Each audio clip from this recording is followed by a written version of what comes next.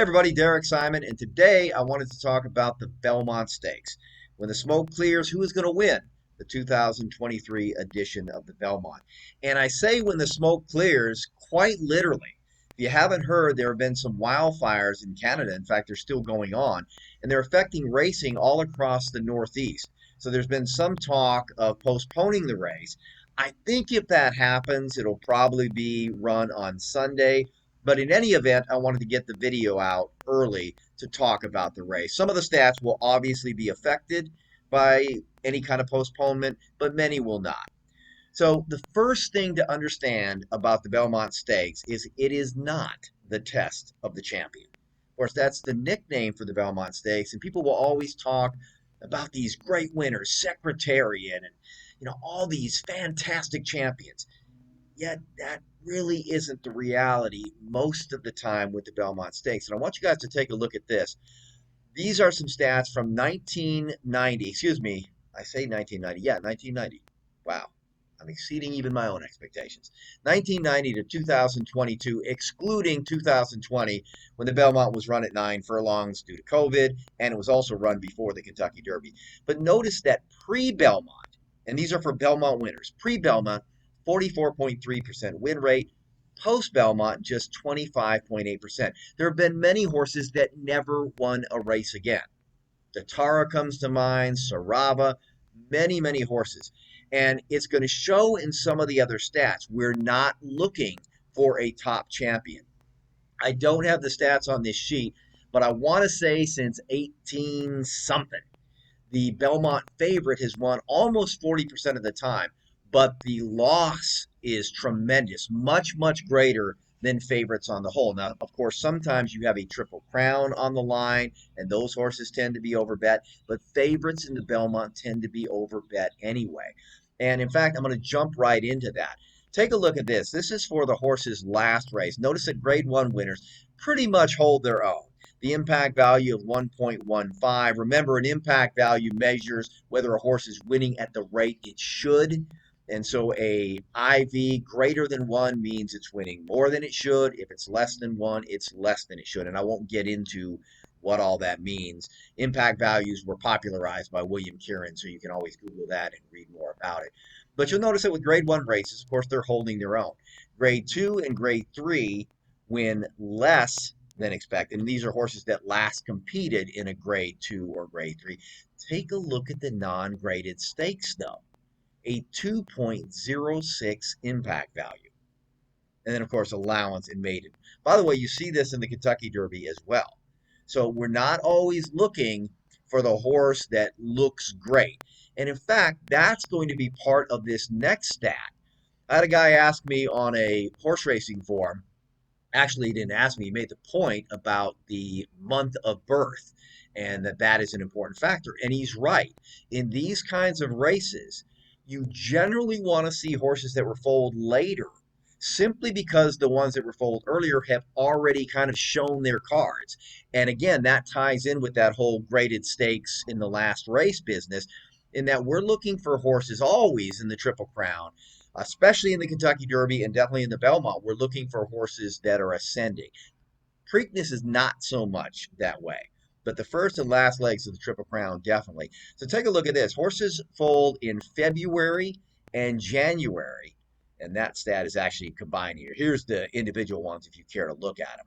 But February and January, just 4 of 70, a 0.59 impact value, and just a $70, 70-cent return on a $2 bet. That's an average, of course. And then horses that were foaled in March and later, of course, very good stats, a nice IV and very good return. I did list the horses this year that were foaled before March, and that's Tapit Trice, Il Maricalo, and Forte. The next thing I want to talk about is something I talk about quite often, which is rested horses. And of course, I call it rested rubbish because it is. In the Belmont Stakes, not surprisingly, given that it's a mile and a half, you have to have the conditioning. However, as trainer Horatio Luro once noted, you don't want to squeeze the lemon dry. Now, he was talking about the Kentucky Derby, but it especially applies to the Belmont Stakes. You want to get your work in, but you don't want to kill it. So you'll notice here on this chart that horses that worked 7 furlongs or less since their last race preparing for the Belmont Stakes, just a 0.32 impact value, a $1.26 net. Horses that worked 8 to 19 furlongs, that's kind of the sweet spot. Nice IV, great net. Horses that worked more than 19 furlongs, just a 0.47 impact value and a 29-cent net. Now, the thing about the Belmont Stakes, and it really shows this year, is that you get a lot of statistics that are kind of commingled. Because the other dynamic at work here is that no horse, since 2000 anyway, has won the Belmont Stakes after being on the shelf for 6 weeks or more. Actually, I think my stat, I say over 6 weeks, but you can use 6 weeks too. And of course, the longer you're on the shelf, chances are the more workouts you're going to have since your last race. So do keep that in mind. And that's not a statistic that I would be, really banking on. If a horse has had a long layoff, I wouldn't look at this in the same light because that's really not what this, pretends to show. So just be aware of that. But this whole idea of the rested horse just doesn't make any sense. Here are the Brisnet past performances along with some of my own pace figures. And I want to start with Tappet Shoes. Now, with Tappet Shoes, in fact, before I do this, let's go back to that other chart. And I want to show you guys something here. Because, of course, I'm going to use my race regression report, which I'm just loving. In fact, I'm going to give you guys an update on that $99 betting challenge soon. I got to admit, I started it over many, many times. And once I got this sheet finished, I started again. And I say finished, I hope it's finished. I noticed some errors, as I often do when I do these kinds of things late into the game, but I think everything is ready to go now. But I wanted to talk specifically about the form cycle because that's one of the things I think this report does so well. And I mentioned that I was, kind of intrigued by Thoroughgraph and how they looked at tops and stuff like that. And so this is my attempt to kind of do that, have you be able to judge the form on a little deeper basis, not so superficial as just saying that this horse had a good race or a bad race. So if you notice here, we've got Tappet Trice, we've got Hit Show, and we've got Angel of Empire, all with negative form cycles. That's what the red means. So I did a little test on that and found somewhere, I thought it was in my notes. Maybe I didn't put them in there. All right, that's great. So I find that out doing a live video. The horses that have a negative form cycle have a 0.74 impact value, I believe it is, and negative returns. And that's very, very meaningful because the Belmont Stakes in general produces positive returns because there have been so many long shots. And we'll talk about that in just a bit. So with that said, let's go back and take a look at the horses individually. Tappet Trice, there's a couple things here that I don't like. First of all, you'll notice that there is the 49-day layoff. The other thing is this horse has a lot of speed. Now, it's funny because one of my biggest scores at the Belmont Stakes was Tara, and he went wire to wire. And there's nothing wrong with having speed in the Belmont. But the Belmont really is a race for plotters. I think that's one of the reasons that it's really not the test of the champion. I think at one time it might have been when we had a breeding program that looked for horses that had more stamina, but that's just not the case anymore. So you tend to get a lot of plotters. So that's what you're looking for. The kind of front runners that win the Belmont are the ones that get to the lead, set those 24s, and it's the end of the story. You're not looking for horses that are actually fast. So horses with a lot of Kieran speed points, in fact, 6 or over, pretty negative stats, and also horses in my own method that have a front running style, not so good. So that's one of the problems with Tappet Shoes, in addition to the fact that he's been on a layoff. So I'm not real thrilled with this horse. Having said that, I have a strategy to bet this race, which I'll share later. And so I'm not really going to be throwing too many horses out. Let's go to Tappet Trice. Tappet Trice, I believe, was one of the horses that had a negative base profile. He does. Excuse me, negative form cycle. A couple of things with this, too. He's just not one of those horses that I think is, if I can get back to where I need to be. He's not one of those horses that I think is particularly well suited for this race. Now, it's interesting. If you look at the Belmont Stakes since 2000, basically the winners have come from three racetracks, and that's Churchill Downs, that's Pimlico, and that's Belmont. So he fits in that category because obviously a lot of Kentucky Derby contenders did very, very well or have done very, very well in the Belmont Stakes. But he's just not one that I'm particularly excited about. Don't really like the speed figures, don't really like the form cycle, and I sure as heck don't like the morning line odds. Let's go to Arcangelo. This is a horse that I think has a lot of potential. Now, the things I don't like, I talked about the graded races and horses coming out of different races. This guy raced in the Peter Pan, which is a grade 3. Now, since 2000, there haven't been any winners coming out of that race, or there haven't been any winners that have come out of that race. In the past, that was a really, really big prep for the Belmont Stakes. So I don't necessarily look at that as a negative.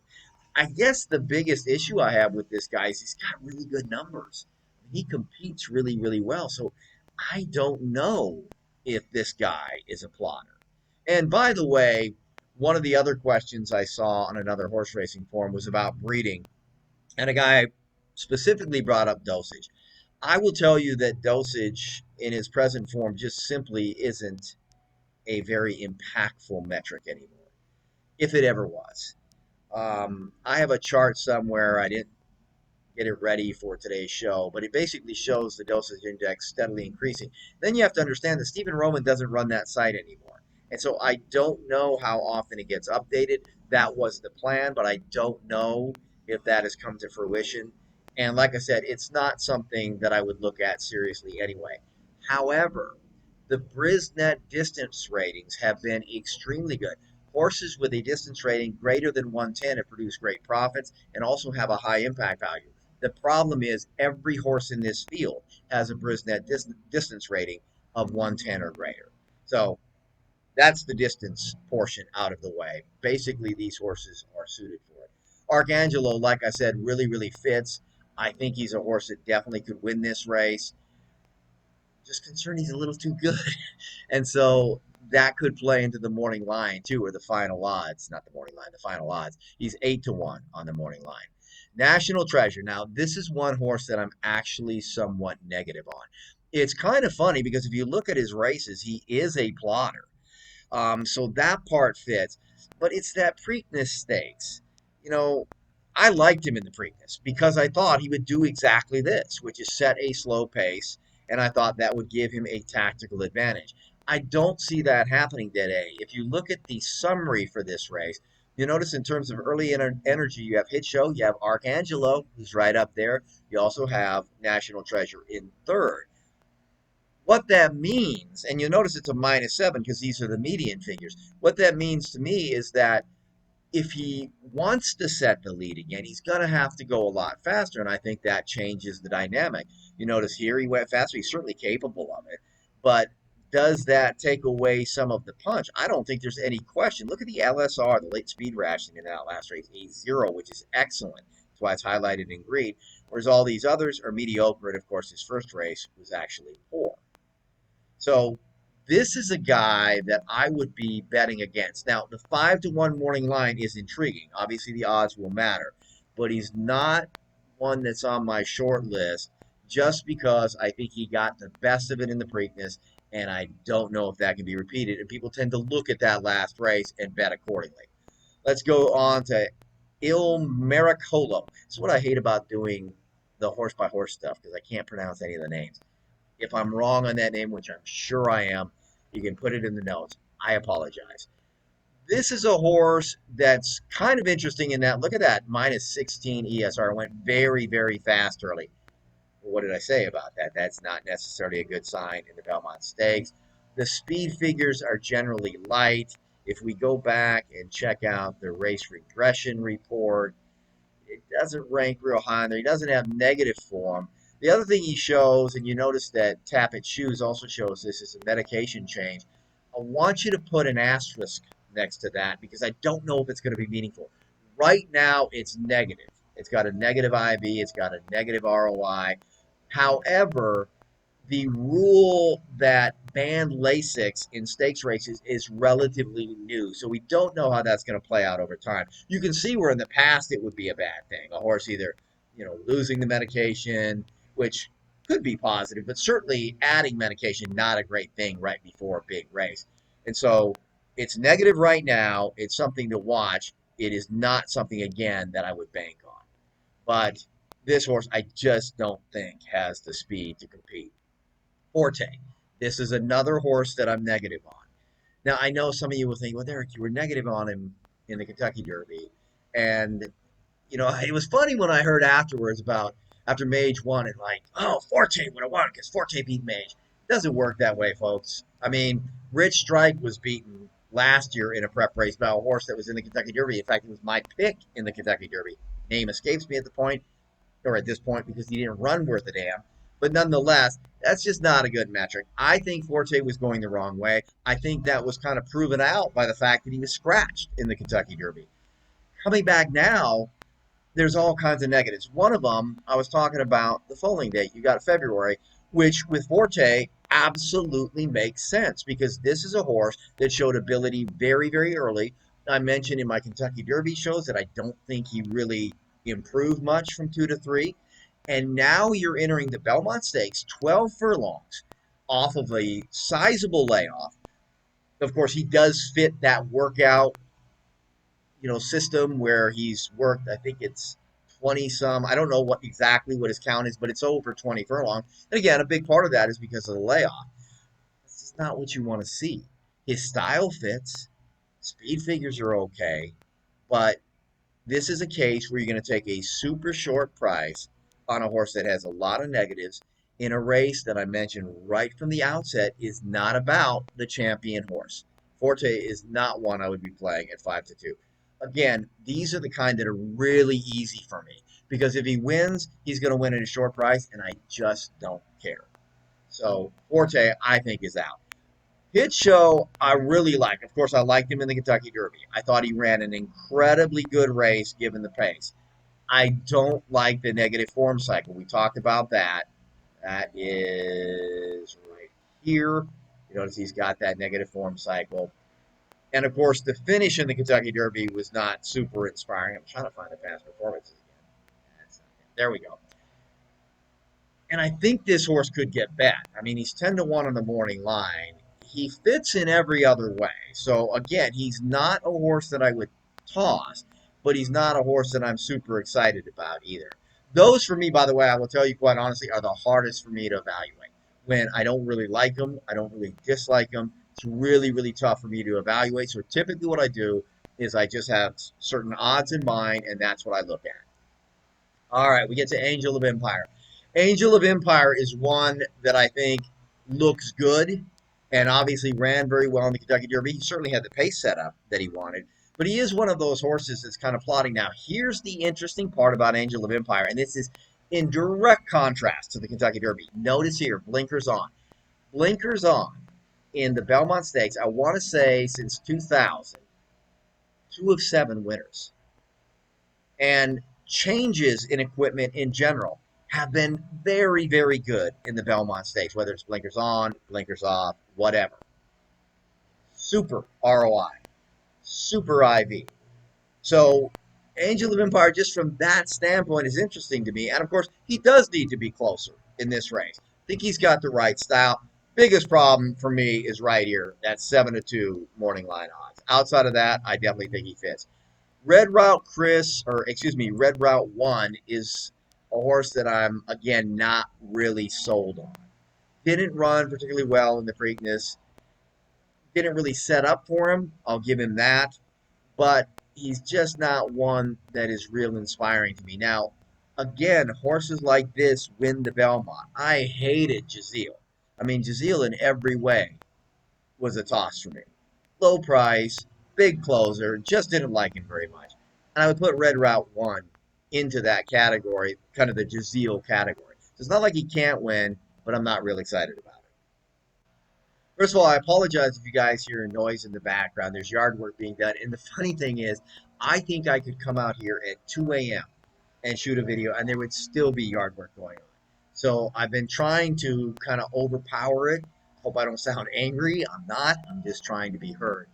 Let's wrap up the Belmont Stakes. And the biggest advice, the best advice I can give you is that you want to look for overlays in the Belmont Stakes. I already talked about how often favorites win, but how terrible the odds are.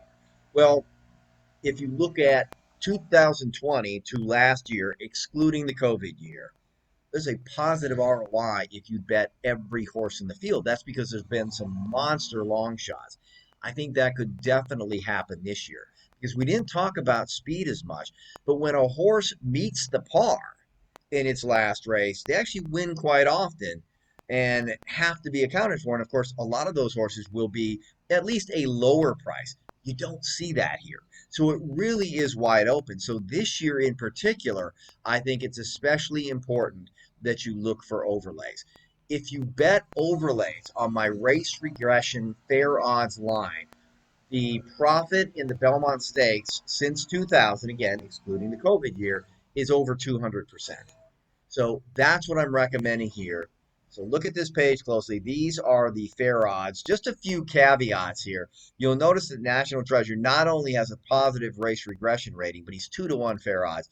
I think that's too low, and I don't think the positive race regression rating means that much. Historically, it hasn't, unless the horse has met the par.